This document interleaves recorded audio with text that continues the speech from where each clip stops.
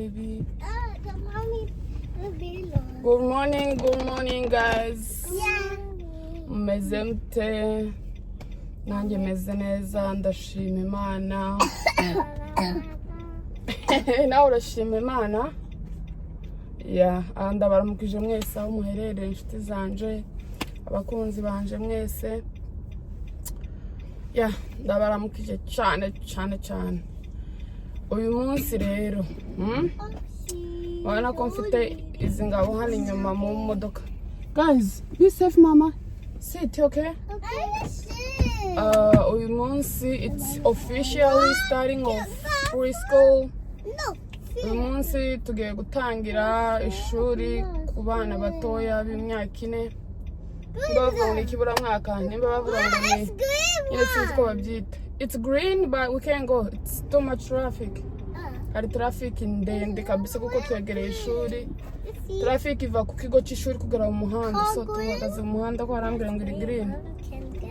Nuko rero bagiye ku ishuri umwaka wabo wa mbere. Wish them the best. I wish you to be safe, to having a good friend, okay? Okay. Muzagira inshuti nziza, Imana izabane namwe. Ko murumva? Muri kunyumva? Yeah. Mbasabiye umugisha ku Mana.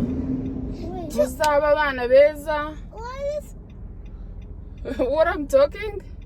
Yeah. I'm saying be good at school, having good friends, okay?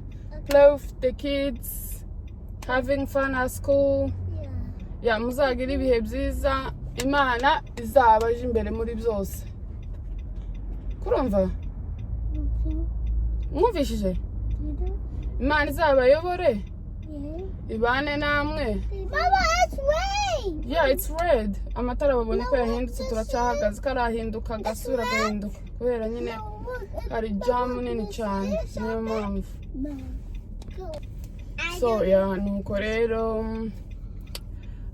impamvu tumwe nkoze iyi video cyane mu by'ukuri, hari ababyeyi uyu mwaka batabashije kujana abana babo ku ishuri kandi bafite imyaka yo kwiga guhera ku myaka nyine 4 yuzuye, so umwana agomba gutangira hano ishuri. It depends n'ama state, ariko hari abatangira ngo ku myaka 3. Hano iwacu imyaka 4. Umwana atangira ishuri ku myaka 3 mu gihe afite some issues, mental issues. Nyine afite ikibazo mu mutwe, ikibazo cy'imikurire, kuvuga se, nyine ibibazo. Okay, sit then. Okay. Thank you. Urumva rero ku myaka 3 nigo batangira. Yes mama. Okay, sit. Well, okay, Mommy, I like school. You like school? Yeah. Thank you. But I easy. Yeah. Nuko rero urumva imyaka 4 ni regular ko umwana agomba gutangira ishuri. Yeah, so we're gonna go next bin that turaza kubivugana badropins. Thank you.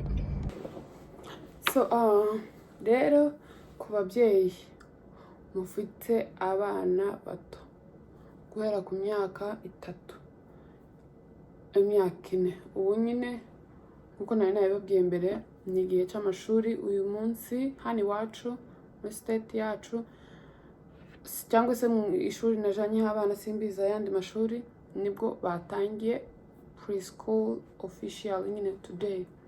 So ku bantu rero batabashije kubona imyanya y'abana babo ko biga, swate warakererewe cyangwa se ntiwabimenye, hari igihe umuntu akereza nyine kwandikisha umwana ugasanga wakereje, ariko mu by'ukuri impamvu nyamakuru imwe yatumye tuza muri iki gihugu kugira ngo abana bacu bige, kugira ngo abana bacu babone education. So ku bantu rero bakerewe, amakuru mfite nuko nahamagaye. Anyways, ntabwo nje kuvuga ngo mbiziho ibintu byinshi, ariko ibyo nzi nibyo ngiye kubasharinga. Hari umuntu waje ngiye kumufasha iby'ishuri, mpamagara umukuru wa JSPS, umugore turavugana, sinzi nimba ari wa preschool ushinzwe nyine ku transferinga abana nyine ku bigo. Arambwira ngo abantu bose bakererewe, abana bose batize ubu nyine batatangiranye n'abandi. Itariki 6, itariki 7 z'ukwezi kwa 10 nibwo bazasubukura application. Ubu nyine iri close, ntabwo washobora kwapurika mu kw'icyenda kose, mbese nyine kuko twakugezemo kera.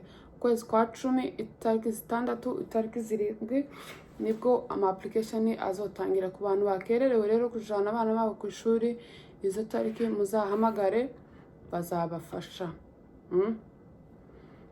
Hano abana ku myaka 4 yuzuye baratangira bakiga, ariko nabwo application uyikora kubera mu kwezi kwa 5, kubera ko urabona ishuri rifunga nyine mu kwa 5, nawe rifunze ukamutangira, kuko hano bakorera kuri gahunda. Ntabwo wagenda mu kwezi kwa 8 ngiye kwapurika ishuri ry'abana. So tugende twite ku bana babyeyi mufite abana batoya, imyaka 3 ija kuzura 4, tangira ushaka ishuri ry'umwana, tangira ubaze, tangira umenye amakuru ajanye n'amasomo y'abana, kubera ko umwana yakereje gato nuko biba bimusize uwo mwaka nyine ubu murenganye, murabizi hano. So ishuri iyo rifunze ubwo uhita utangira programme y'undi mwaka, ukapurika, ugakora application, hano ibintu bisabwa certificate y'umwana y'amavuko, cyangwa aho yavukiye hose nyine ufite certificate. Bisaba tax return form, nyine impapuro za tax return, income zanyu, kugira nyine ngo bamenye amafaranga mukorera. Hari n'abantu bishurira abana bivanye n'amafaranga mukorera. Hari umugabo dukorana Nepalese, afite umwana umwe, afite imyaka 4, iwe karamwishurira ku kigo nyine abana banje bari kwigaho. Iwe karamwishura kubera afite income nyine iri hejuru, kandi ngira ngo yapenze off inzu yiwe. So urumva ko warishoboye agomba kwishura, ariko nyine akiga. So ku muntu ukeneye ko umwana we yiga, bisabwa kuba afite urupapuro rw'amavuko, ziriya mpapuro babatereraho vaccine z'abana nyine za buri mwaka, biriya nyine ziriya fomu murazizi. Umuntu ujana umwana we kwa muganga ababizi biriya. So ruriya rufomu rwo kwa muganga wiwe ku mwana atari allergic, cyangwa se nimba afite allergie, cyangwa se ari ikibazo afite icyo ari cyo cyose. Aho ikindi kuba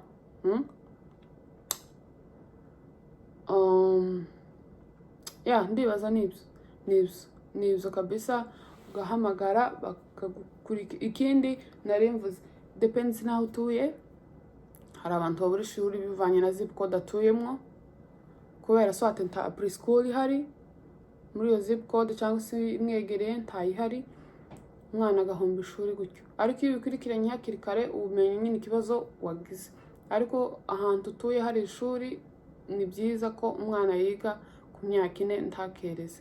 So ku babyeyi bose, hari abagiye bampamagara inbox ngo mbafashe, abo nagerageje gufasha nabo ntibyashoboka. Ariko tugende twite ku bana bacu, tumenye icyo bakeneye, tumenye ko aribo twazanye hano kugira ngo bige. Twebwe imyaka yaragiye, ariko natwe si impamvu twokwiga kuko n'abaturuta bariga. So thank you so much ku bantu mwogira ikiba komplika, mwambaza mukandika muri commentaire, icyo nshoboye nakibafasha. So thank you so much.